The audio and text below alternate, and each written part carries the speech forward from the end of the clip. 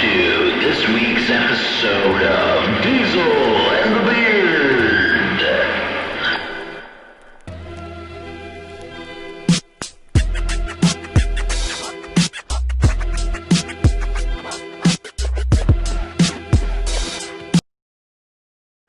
Welcome back to the fourth episode of Diesel and the Beard, and the first week is now done in the KFFL, the League of Record.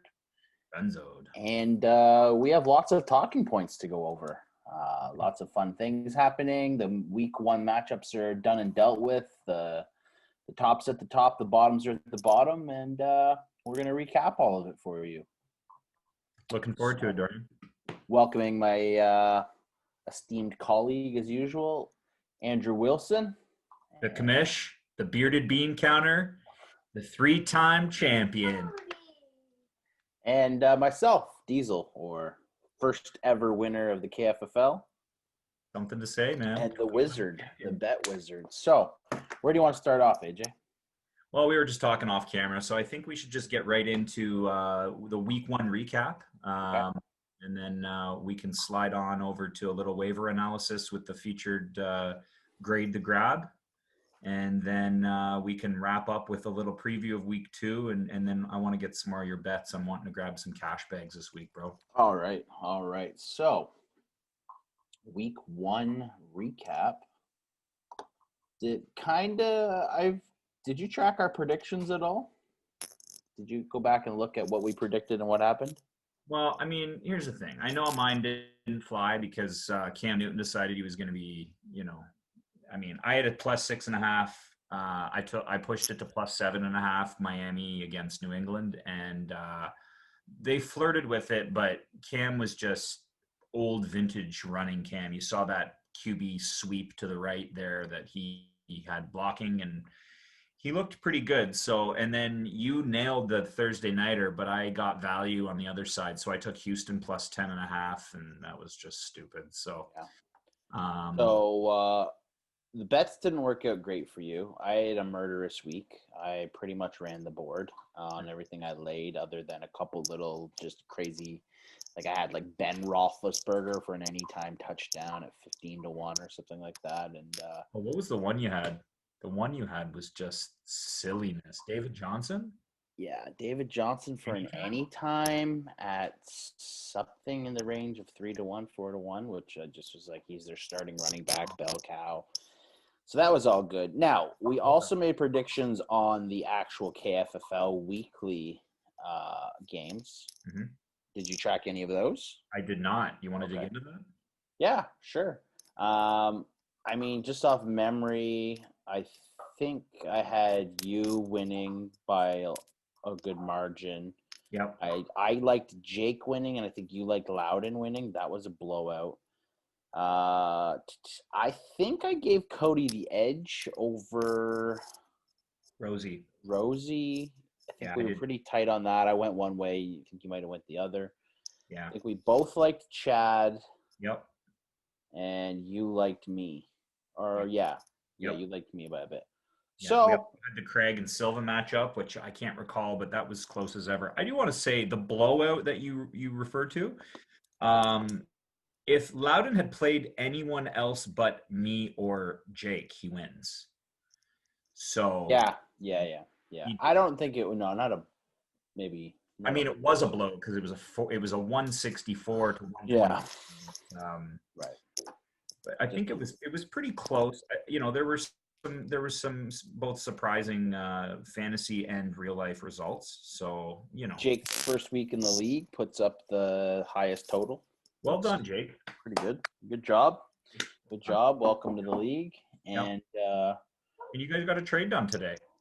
Yeah, we did. That's breaking news. I sent him Marvin Jones and a 2, and I got back Tyler Lockett and a 4.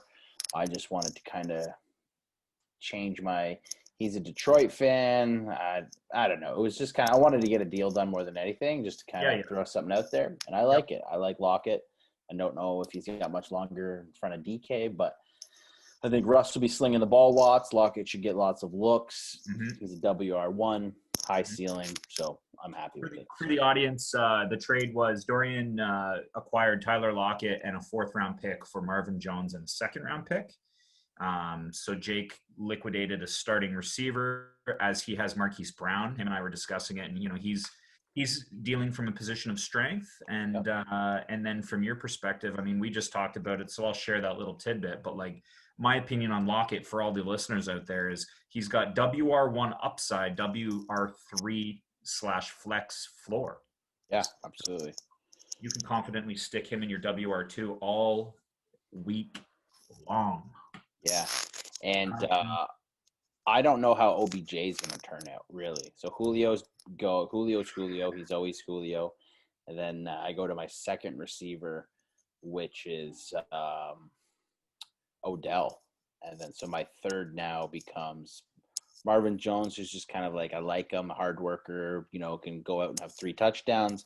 But I just think Locke will probably be more consistent than anything, and he might actually end up being my WR2 at some point. So Russ is cooking, man. Russ is cooking. Belichick just said that I just read it on NFL. He doesn't think that there's anyone else right now in Russell Wilson's class.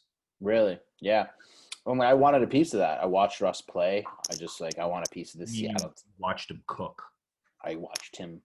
He whipped up a lovely little 5-course meal. So, yeah, I wanted a piece of what Russ was doing. I got rid of DK, so I think there's a little bit of that was kind of brewing in me. Not because I wanted to, just because I was trying to get a deal done. Yeah. DK was the only piece. So, I got rid of DK, kind of got nervous that I did that, so I went out and got Lockett so I can get a little bit of Russ action. Okay. So do you want to go through game by game or just pick out a couple of the good ones? Or I mean, let's just start with sort of the biggest surprise. What to you, looking at the results, what was the biggest surprise performance, either good or bad, in the KFFL? Yeah, I mean, honestly, without trying to sound biased, I know people don't like to be talking about my team and you not talking about your team, but it's okay, man. Rogers. I was nervous coming into this week. I honestly didn't think a win was easy. I've been ranked in the bottom third of this league by everyone's site metrics. Everyone's been talking shit about, my running backs need to run and my quarterback is old and he's over the hill and he can't throw anymore. So honestly, I was a little surprised how well my team did. It was a 126 burger, which is you were never losing at any point throughout. Yeah. I would say that Rogers putting up 44.76 points. So for the audience out there, both KFFL and not, Dorian ended up playing against our friend Cody Powell. And you beat him by just under 40 points. Like I said, there was no point which you were really in any danger. He did kind of close it Monday, the early game, and then you had a couple guys going later, and yeah. So I mean, that was my surprise because I got performance out of all my guys. If I didn't know I was going to get performance out of, I knew Julio would kind of stick in there. David Johnson comes in on a Thursday nighter and puts up 17 points for me. Marlon Mack gets injured. That sucks. And then, out of the burning fires of despair emerges Malcolm Brown, who is just a handcuff for my Akers play. Wow. It looks like he could be getting some starts. So I was actually just pleasantly surprised that, I liked Gordon. He also had a nice little night, 13 points with a TD. Mm-hmm. Jared Cook looks to have moved into a better position now that Thomas goes down and Breeze was looking at him lots. I didn't expect much out of Odell, and he gave me what I expected, which was fuck all. Wow. And just gross. And then Rogers, he was just obviously the exclamation point on my night. Can we just say right now that he's back? Like this whole overblown. I'm a Packers fan for all the new listeners, okay? And I originally drafted Rodgers when this league started in 2011. And Dorian and I, up until last year, were the only two owners that still had pieces from that 2011. Dorian had Breeze, I had Rodgers. And Dorian made the smart move and acquired Rodgers to hedge last year, okay? Mm-hmm. Going into this season, the number of articles in the industry that said Rodgers was outside the top 10 was astonishing to me because the only reason he didn't perform last year was First year in the playbook with Matt LaFleur. I kept saying that to people, and people just kept saying, nope, he's done. But Did he look done yet last week? he did not. Now, is it an overreaction? Is he going to play like this every week? I No. mean, I don't know. But the fact But that if he he does has half of that, the fact that he has that in his arm still, the old Rodgers rollout, scramble, sidearmed into. I think I made a comment to you via text was like, why do they bother double covering? Just let Rodgers score and get the ball back, because he was throwing into windows all day that I was just like, okay. You know, the fact that his ceiling even is still around that 50 point caliber mark, I'm fine with that. So that was a surprise for me. Yep. Jake, I knew he had a good team, but they were very good. 164 points. That's Poor Loudon. shit out of me. If for anyone out there who's not in the league, Loudon, Corey Loudon is, I believe he won in 2015. He's the proud owner of Zeke and JT, and he got beat by 40 points by Jake's first week. Yeah, that was a hard one. Valdez, a little bit of a surprise. He was in the upper echelon last year. I didn't think Chad would trounce him that bad. I thought it'd be a bit more competitive, but it wasn't. Derrick Henry didn't have a great week. We had 16 points. Well, It's I mean, not bad. I mean, it's okay. It's passable. But if you're the fourth ranked running back and really Henry's really the only bright spot on his team. Exactly. I mean, Henry could have put up 50 points, and you know it barely makes it like he's barely competing it's at that. Still not a win. The rest of his roster: Eckler with 8, can we talk with 5, quickly Allen with 3. The rest, I don't think anyone else broke 10. The Kansas City kicker broke 10. The rest of his squad: 4, 6, 4, 5, 3, 5, 8. And then it's just his quarterback, Derrick Henry, and a kicker is the only place he got points. That's an issue. Why would a team that had multiple single digit and multiple under 5, 6 points not use the first overall waiver grab? I mean, everyone was messaging me about it. I'm sure you got an earful. Wow, I was poking some fun at him in the chat today. He just basically said there was no value in it for him. Something along those lines. There was he didn't think what he had on his bench was worth dropping for what was coming. We'll grade the grab later here, and I'm sure we'll be able to talk about the guys he turned his nose up at. But a team that puts up under 100 points is not a team that I would be. You know, I don't know if you remember a couple years ago. My team was pathetic. I don't think I broke 100 more than one time, and so that's a clean indicator to me over a large sample size that you've got to make some moves. And this was just after I said to everyone that one of the biggest gifts you can have, silver lining wise, is to lose week 1 and get that number 1 grab. Yeah. So, you know, there was value there. I mean, there was, and we'll get to that. I'll just say right now. So your obviously output was one of the most surprising. And actually, I expected Jake's team to be good, and it is, and it was. Yeah.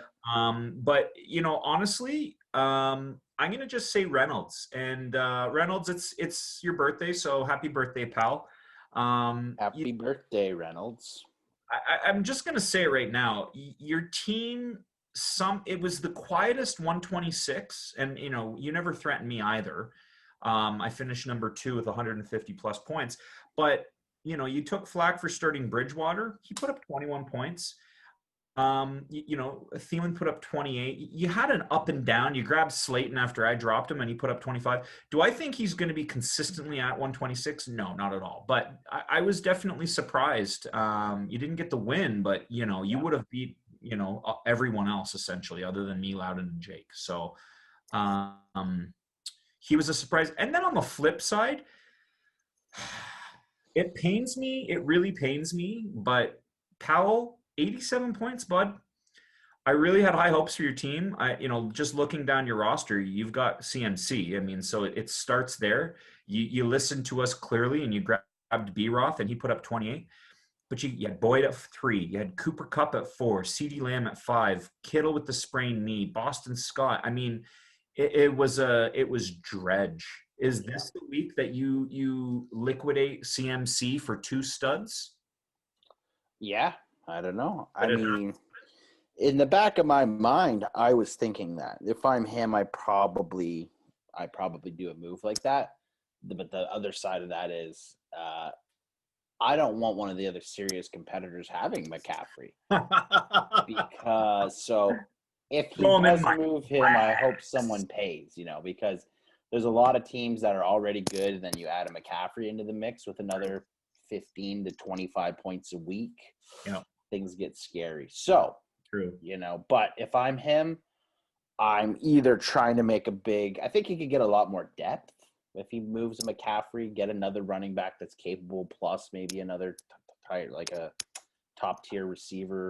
I don't really know. There's unlimited options. Well, I mean, here's the thing. We both know CMC would get the biggest haul that this league's ever seen. So you'd be getting 1 or 2 or 3 or 4 ones, and you'd be getting a stud player in return. And, if someone came to me, looking for Dalvin Cook or Alvin Kamara, and they said, here's 4 first-round picks, how do I not do that? I mean, everyone has a price. Anyone that's going to say to me, oh, yeah, you know what, I'm not going to move that guy. You're not going to move him for $1 million? Of course you're going to. Wow, it's hard to get that bounty available for him. Like, for me to go get 4 ones right now, I would have to move Julio plus 2 big players. Yeah. Get full drafts from other people, 1 through 4s with players back that I could fill. Then I would have to ship all those picks I just got. So it'd be hard to even do. I don't think you'll see that price point. I don't think you'll see that price point for him. No. Because another thing is our league is good at drafting now. Like, guys are getting good at finding talent. It's like, okay, McCaffrey is good, but, Malcolm Brown puts up a similar game. Josh Kelly on the waiver wire. Nicky Hines, he's a waiver wire pickup this week. He could put up a 25 burger next week. So people don't want to pay that anymore when they're, there's NFL is changing so constantly. It's just like it's this constant movement, and players rise to the top and fall. So maybe he should look at something. I don't think he'll get that price for him, but I mean, I remember what I paid for Le'Veon Bell. And what did you pay for the new listeners? Because I vaguely remember it. You had set the mark at that point. I think it was 1, 1, 2, 2, 3, 3, 4, and a running back. That was Joyke Bell, I think. I'm pretty sure it was Joyke Bell. Silva and I were talking about this. Really? I thought it was. Yeah, maybe. I mean, maybe he's mistaken, but Silva, you dig into the old memory. Yeah. But yeah, it was. I remember, or was it? It wasn't 3 ones. I'm pretty sure it was 1, 1, 2, 2, 3, 3, 4, 4 kind of thing. There was a 4 added for sure. It might have been. I don't know. I would have to go back in the trade depths. It was either. I know it ended at 4 because it was like 1, 1, 2, 2, 3, 3, or 1, 1, 1, 2, 2, 3, 3, and then he's like, and a 4, and I was like, whatever. What's the fucking point now? Threw a 4 in, got it done. Got a 1.5 years out of him, and then it was just dead after that. You pulled the trigger at the right time, for sure. Yeah. All right, so good overall first week. I think there's a lot of teams that can play better. I think there's still going to be lots of movement. I don't think this is an early indicator of where the standings end up. No one should feel defeated or on top of the world right now. Like if you're, just as an example, my brother won with a very low point total. He scraped one out.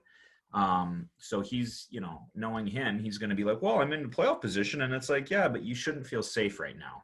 You've got a ton of injuries, and I know he doesn't. I know he's not, warped sense, but a lot of guys, they'll win. It's not about the outcome. That's one thing that a lot of people get lost on. So I'm just this is a little aside from the commish here, Dorian. Chris Carson as an example. Okay. His stat box is going to show monster.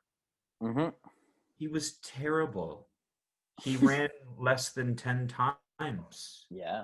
Caught a couple receptions on 6 targets for 2 touchdowns in the air. If you take away his receiving, which I'm not going to because he was great, he's not a great running back right now. But if you just looked at his outcome, you're ignoring how he got there. And it's not a very repeatable. You're not going to get a screen pass to go to the house every game.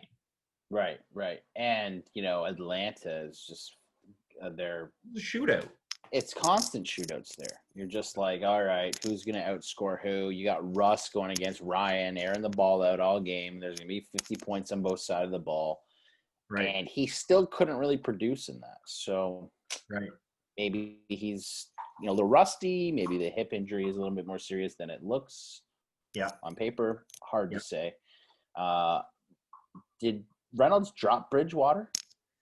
I mean, I thought I might have seen that, but I could have been. Oh, wrong. yeah. He did picked drop up him. Franklin Drew. Well, that's a good segue, Dwayne. Let's go. So we're going to do this our featured piece every week called Grade the Grabs or Grade the Grab. And so basically, we're going to just go over the first handful of picks off the waiver wire Wednesday morning. And so, early in the season, it's a fun thing, right? Because these players are typically players like, for instance, I picked up Terry McLaurin off the waiver last year, week 1. And he ended up being, we all know what he ended up being. He ended up being a consistent WR2. So I think the first pick this week was Justin Valdez picking Casper the Friendly Ghost. So I'll give that a big fat F. Rosie, KFFL newcomer. He's got one more day left in quarantine, and then he can rejoin the big boy world. He picked up Nyheim Hines, and he dropped Rob Gronkowski. And as a secondary to that, he had picked up O.J. Howard to offset the Gronk. So what do you think about that, Dio?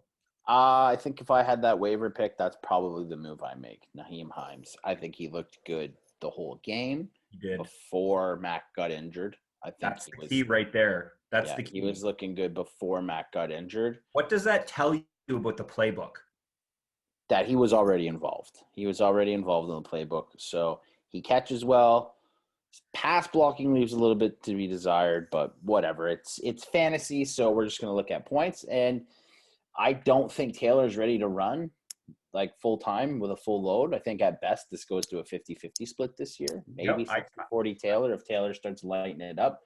But I had Hines last year. I liked Hines last year. Really? He was a drop for me this year because I thought he was a very capable, good back. And I didn't really love Marlon Mack. The only reason I took Marlon Mack this year was because while he's the number one, he's a vet, he knows the playbook, had a year left, blah, blah, blah. But yeah, I like Hines last year. I certainly like him this year. I think that's the best play of the week. It might actually give Adam some RB2 or easily a flex option for the next 4 weeks. Well, let me just chip in on this because a lot of people, they like to do the year-over-year comparison. Phillip Rivers, when he was in San Diego, LA, he turned Eckler into one of the premier pass-catching running backs. He's not a downfield guy anymore. If you look at him throwing to the 15-yard line, he looks like he's shot putting, okay? He looks like he has a javelin. Okay? So he's not in San Diego, LA anymore. He is in Indianapolis.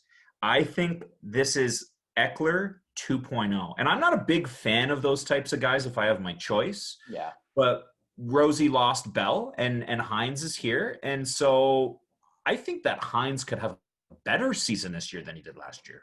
Oh, yeah, for sure. I mean, he's going to get lots of looks, lots of opportunity. And you're right, Rivers checks down a ton, and I think Hines will be – it's all going to be on Taylor's development. That's what it's really going to come down to. Yeah. But, that is what it is. That's probably the good move. Moving along, Cody Powell picks up Benny Snell. How do you feel about that? Did you watch the game? We watched it together. Yeah, right. Yeah. Just so everyone knows. We loved him. We were talking about him again before Connors got injured, I'm pretty sure. It was like one would have a run, the other would have a run. I was like, this Snell kid's going to get more touch if he keeps playing like this. Listen. Connor goes out, and yeah. Connor's missed 16 games over the last 3 years. Cut it out. Oh, yeah. Cut it out. Okay? Anyone that gladly accepts him is just gladly accepting a sweat, a season-long sweat. Okay? Cash out early, pick yourself up a Benny Snell, and that's what Powell did. Powell made the mistake of not handcuffing at the draft, and he makes up for it by squeaking in Snell. I mean, he can thank Justin Valdez because Valdez certainly should have picked him up. But the one thing I will say when we were watching that game, Dio, Snell, he looked more in sync. The chemistry with the O-line looked fantastic. Like this is what I was hearing in the industry. It's the same O-line, and James Conner looked like he couldn't even, like he was limping and before the injury, I mean. Right. And then you see Snell, and he's got these tight angles off the tackle, these tight angles inside the tackle. he just looked free in the offense. Like it wasn't about anything other than execution, and he looked great. No, I thought he looked awesome. I think that's a good pickup. Unless Connor comes back, and then it's probably it's a timeshare. But for now, I think that looks like a great move, especially if Connor stays injured or gets re-injured. I think you have a very capable guy here. So we know what he is, man. When Bell went down and Connor initially came in, he was like the Snell now. He took advantage of that role and he never let it go. But in reality, is he that good, or was it circumstance? Yeah, he was just a hungry back that nobody really knew. They didn't respect the run as much, and that's right. Now they know he's capable. They're stacking it. Now it's like roles reverse. He's just the new Connor. That's right. Reynolds, Frank Gore.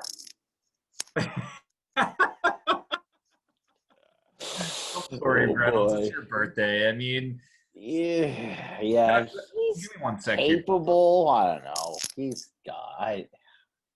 Is he starting? Like, I got to see where he's got him. If he's got his lineup already set, I'm just jumping into the game center here. So he's gonna have. He's got Ingram and Carson, and then he's got Ronald Jones. So he's not starting Gore. Okay. That's good. Yeah, and Gore's. The thing with Gore is, he doesn't have his yards per carry are not going to be good, but he's there. There's no one else there. Bell's hurt. They've been good his whole career, though. Like, decent, He's a 3 yards a carry guy, easy. And then he gets a touchdown or two, and goal line. He's got a 10 or 15 point, And Adam Gase has been on record saying he literally said he's like, this looks like a 2008 version or 2007 version of Gore. Now they did just sign Kalen Ballage. Yeah. Yeah. Literally, they traded. Listen to this. Okay, so Gase came from Miami, where Ballage was. Okay. Yeah. They tried to trade for him about 3 or 4 weeks ago, and he failed the physical. Wow. So they canceled the trade, and it's like, why do you like when he was in Miami with Gase? He was in Gase's doghouse all the time. So here's the problem: is there not a bunch of good running backs? Unsigned free agents right now, like just sitting there for obviously Devontae's the big name everyone talks about, but there's some. I remember looking at it and guys I can't pull to the top of my head right this minute. Maybe I'll pull that up while we're side talking. But what are these teams doing? Well, I think the salary cap is going to be flat for the next year or two. And so I think what happens is a lot of these guys like Devontae, I asked myself, why is Devontae not signed in Jacksonville, for instance, Okay, but there's cheaper guys you can get. I remember looking at it okay, you got Devontae Freeman, but you're telling me Marshawn Lynch can't come in and help a team out still? I 100%, I mean. There's just, I remember seeing I think Robert Turbin was another name I saw. Former Seattle Seahawk. Yeah, I remember looking at him Lamar Miller. Is he in New England now? No. Lamar Miller. Dixon? Who? James Devlin, Kenneth Dixon from Baltimore. Yeah. I mean, Bilal Powell, he was capable. Anyway, so there's just some of these names I see that are starting. I'm just I would rather an older guy that's, a proven vet than just going with some guy because he's younger or you drafted him, so you feel the obligation to use him. But yeah, no, I'm with you. All right, let's keep this rolling here. Corey Loudon picks up TJ Hawkinson. I love it. Yeah. The only thing here's the thing. I needed to. I picked up a tight end, right? I picked up Logan Thomas, and then I dropped him for Jonnu Smith. I didn't think Smith was gonna clear. But I did consider Hawkinson. Now, the reason I didn't is because Galladay's out. When Galladay returns, obviously the share allocation will readjust. Yep. But the video I watched of Hawkinson. See, here's my thing. I love tight ends that have had time to ruminate within the offense. Okay. Right. Rookie tight ends, they historically do not do well. Okay. There's basically the blocking and the receiving side. So there's almost 2 positions that they have to learn. It takes a while. Yep. But when you see a guy like Hawkinson, I can't recall the exact year he was drafted, but I think it's his second or his third year, and he's a dynamite athlete. Yeah. Stafford is, I mean, he's gonna find him, right? Yep. So I love the pick, and really when it comes down to losing Blake Jarwin like Loudon did, I think you could do a whole hell of a lot worse than a Yeah. lateral move to the Hawkinson. So I love Hawkins just because I love Stafford. I mean, this week wasn't really reminiscent of what Detroit really is. They had the lead the entire game and lost it in the fourth quarter. That never happens, which is like total Detroit fashion. But Detroit's always behind in games and throwing in the second half of the game. That's And what I actually, mean. that's why Marvin Jones didn't have a great game. Everyone was like, Galladay's out. He didn't get the Game looks. script. But I watched the game, and they were trying to run down clock and get out of there with a victory. They were up by a good chunk of points. I'm pretty sure lots of people hit the early bet win if you had Detroit because they had a 21-point lead. Was 17 or 20 points at one point. So that didn't really – Stafford's not throwing. With 17, don't you? Yeah, in some cases, yeah, it depends on the site. But Right. so it was really a weird game script for Detroit receivers. Marvin Jones should have had a much better game. You look at the game and saw they lost. You're like, well, why did Marvin Jones have a not very good game with Galladay out? They were running it. They were doing little dink and dunk, run the clocks. Hawkinson, the rest of the year when Detroit's behind and throwing, he's going to see lots of targets, and I love him. I definitely have him as a top 12 tight end in this league. So I think it's a great pickup. I do too. I'm with you. And then I think it's pretty stinky. yeah, nothing. Anything else stick out to you? We'll talk about anything big. You you went Logan Thomas dropped, and then you went Jonas. I got Logan Thomas, and then when I went back to because I follow a few industry guys, and one of the common strategies is to go look at who was dropped. Sometimes people give up on their stashes too soon. Yeah. And that's exactly what I did. And so for me to see Jonnu Smith is probably the biggest freak athlete. And when I won my first two championships in 2012, 2013, Jimmy Graham was a big part of that.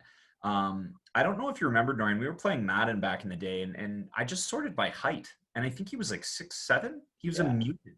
Yeah. And so Jonnu Smith's the same. He's an absolute talent. And I think Tannehill, I believe he had either 7 or 8 targets. Yeah. And he may not have converted at the highest efficiency, but if I'm going to chase any stat, I'm going to chase for the tight end position, it's going to be targets. Yeah. No, I like that. And Tennessee played decent. They won, but that Denver defense is, leaves a lot to be desired. So we'll see how that all plays out. But I like him as an athlete, so I think it's a good pick. So who gets the A? Who would you give? We're going to grade the grabs of the guys that made impactful moves. Who would you give an A to? Give an A to Adam because he just did it. That's I think probably the best. Also give an A to Cody Powell for Benny Snell. Yep. Reynolds gets a C for Frank Gore. Yep. Maybe a C plus. But I'll give him a C. I'll bump it to the C plus because he got rid of his boy Teddy. Yeah. It's like he did something, so I don't want to penalize him. But it's like I don't do I see Frank Gore being a league winner? No. So it's like I don't know. Okay, he's a C plus. He'll fill a waiver hole a flex hole maybe in a week. Who knows? Loudon probably gets a solid B or a B plus for Hawkinson in my opinion. Yep. Or Hawkinson. The Hawk. And it's pretty much. Yep. Jonas Smith, whatever. He's a backup tight end. I'm going to roll with Hurst just so anyone that's listening. So here's my little tidbit on why I picked up Smith, but it's not about Smith. It's about Hurst. Hurst was playing against Jamal Adams in the safeties position. Okay. He was blanketed and it was his first game in a new offense. I'm giving a strong hold on Hayden Hurst. Obviously I'm a little biased, but I spent some time on this. I actually, Dorian, just so you know, and I'll let everyone else know, I had sent to Powell Hurst 1, 2, 3 mid-game. Yeah, I heard that. And then Kittle sprained his knee, and I instantly fucking declined. I wonder if Powell was gonna accept that if he saw it. I don't know, man. But so I've given some thought. I'm not going to go and acquire someone else. There's guys like Andrews out there that I really like, and like that. But I'm going to give Hurst another go. I think that another game. I don't think Russell Gage is going to get 12 targets a game, and so they've got to go somewhere else. So yeah. Okay. Where else do we want to talk about? let's switch over to let's give the non-KFFL audience a taste here. So why don't we jump over to our friends at Bet365 and why don't we talk about the game tonight? God, are you excited, Dorian? Week 2. Oh yeah, I am always excited for football. Woo! Yeah, it's gonna be good. It's a bit of a stinker game. It's made better that I got a couple guys playing in it. Get to see my drafted Joe Burrows on primetime games. Oh, your little gem you're just sitting on, eh? Yeah, I'd like to see that develop. And then, of course, betting makes everything fun. So in tonight's game, my bets are I love the Bengals +6. Me too. Talking to some other people about moving that line up a little bit more to 7, 7.5, and even 10 in some cases. But I think 6 is lots of points for them because I really could see them winning this game outright. It's really going to come down to, I think Joe Burrow might already be better than Baker Mayfield. If Mixon or Odell take control of this game and Odell just pulls some Odell shit that we haven't seen in a while, or Mixon just, breaks a couple big ones, yeah, the Browns can win. So, but again, divisional should be close. In close games, I always like taking points. And so that's where I'm at. I also have Joe Burrow for an anytime touchdown, and it pays 7-1. Wow. And after seeing his 20-plus yard scramble into the end zone last week, the kid's got wheels. He's going to be making stuff happen. He's going to be high adrenaline, high emotion, diving over goal line. I could just see him scoring. So I got 100 laid on that for a 700 payout. Oh, and, I was just going to say. So let's take a pause here, Dorian, because I'm familiar with your betting, but the audience might not. So if you were percentage-wise of bankroll being laid this week, what would the 100 represent for you? Like, if you were to give a recommend on how much to lay on this anytime Burrow. Yeah, like a unit. Yeah, exactly. So I ran my account up from I put $200 in there last week for the UFC. I had a good night just to watch the fight to make it fun. Yep. I ended up having a good night in UFC, and I turned 600 into about 700. Then the first football game, which was the Chiefs, I had David Johnson anytime touchdown that I won like $800. I think. Yeah. So I turned 700. I bet 200 on David Johnson for an anytime, and then I profited 6, made 8 total. And then I also had the Chiefs in that game. Right. And the Chiefs bet paid like even money, 200 paid 200, or 400. So then, anyways, I got my account up this weekend to about $2,500. I cashed out 2,000. So tonight I'm playing with $500. Okay.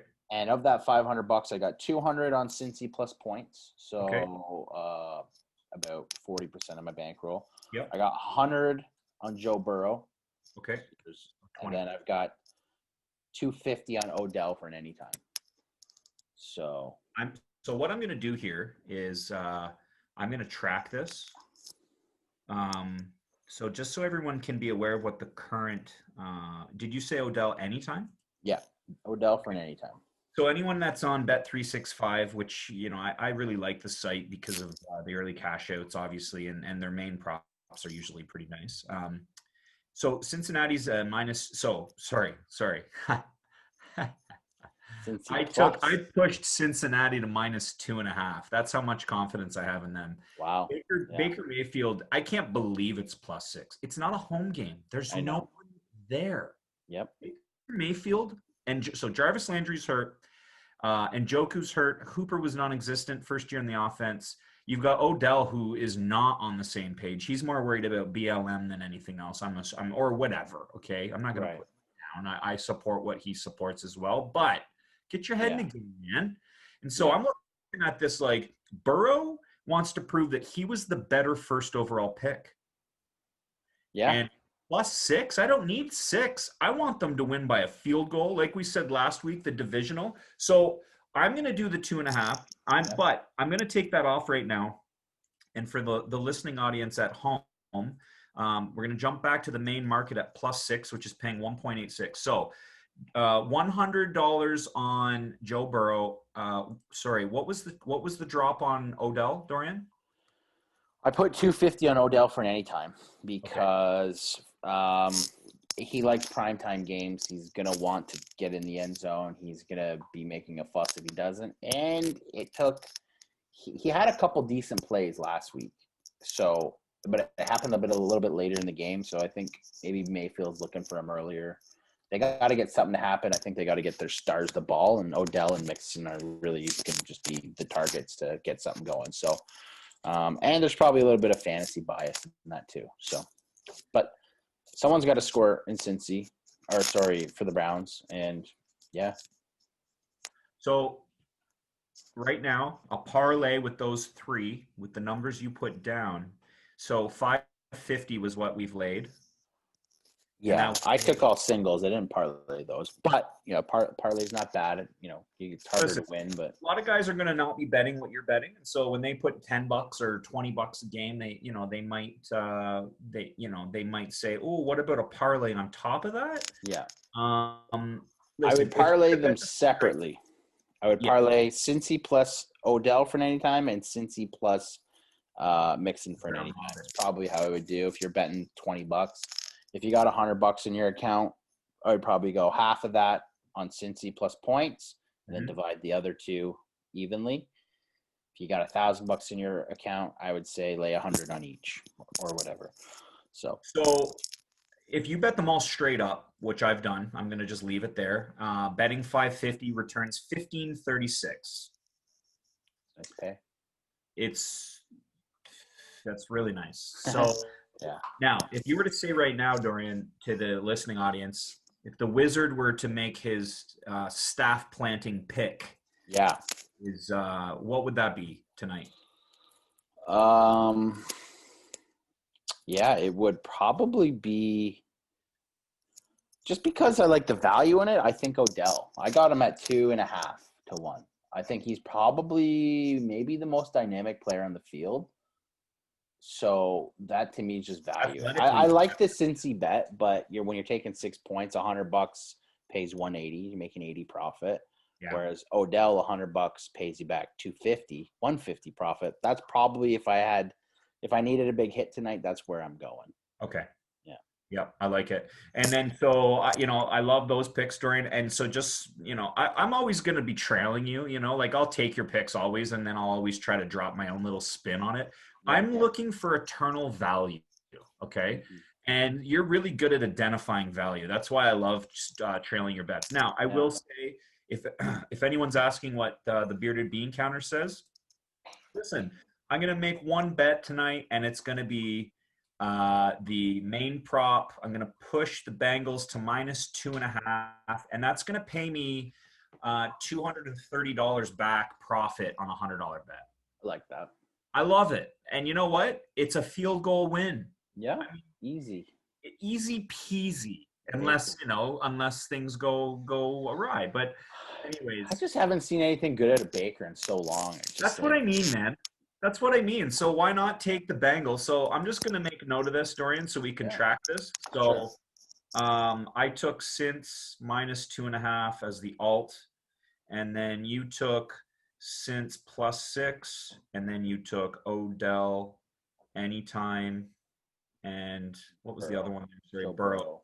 That's more of a long shot, but I like it. Good value. It's not like lay the bank account or anything. Listen, he's other than that little shovel interception he threw, he looked great. Yeah, that was good D, but yeah, you're right. I think he should have won the game. He led a fourth quarter charge down the field. Bullshit call. Kicker misses the fucking field goal. It was just disgusting. He should have got his first win. So he's not letting the kicker come on this time. I'm telling you that right now. And that's why I love your pick, because I guarantee you, if he's in the fourth quarter and it comes down to it, he is running the football. Oh, yeah. Yeah. He's going to not let it get ended by a kicker. All right, so I think that wraps pretty much everything we wanted. Is there any other points you wanted to wrap up?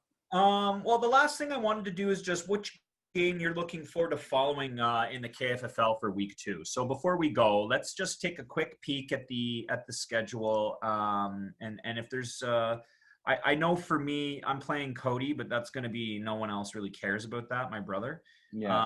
You're playing against Jake, and that's the game I want to watch. I figured we'd just quickly chat about that. I mean, there's a couple other games that I like. But in terms of the potential fireworks, Yeah. you're both projected to be putting over 100 points, which is always a guaranteed bash. Oh yeah. And so when we look at the chart for the projected points on the live chart, they call it on NFL, Yeah. you guys have you guys have one lead change projected. And you've both got players going, you've got players going tonight and then everyone else for him later on in the week. So, Yeah. I'm just going to give my 2 cents. He's got Kyler Murray back in. I really like that.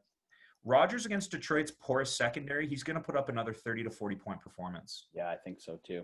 And so, if his running back, it'll be interesting. If not, I mean, you could instantly be jumping up to first place or close to. That's a hard week 2 test for me after. I'm just kind of getting my legs under me after week 1, especially with how Jake's team performed. So yeah, we'll hope for the best there. But there's a couple bottom dweller teams like Reynolds and Valdez. Somebody's going to be 0-2 and somebody's going to bring the record to 500. And the same with Craig and Corey.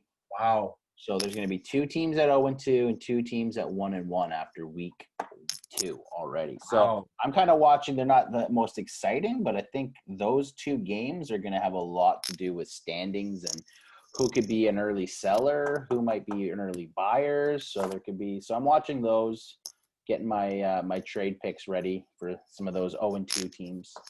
Boys, it's going to be a real nice week too. I'm looking forward to stamping another notch in the win column. So yeah, hope maybe too. So good luck everyone this week, and may the fantasy gods be with you. Hopefully no more injuries after that first week of decimation. And bug to a minimum. Shall we? No kidding. All right. So signing off, Diesel and the Beard, and we will catch you guys next week. Thanks for tuning in. Cheers, All right. boys. See ya. Bye. Welcome to this week's episode of Diesel and the Beard.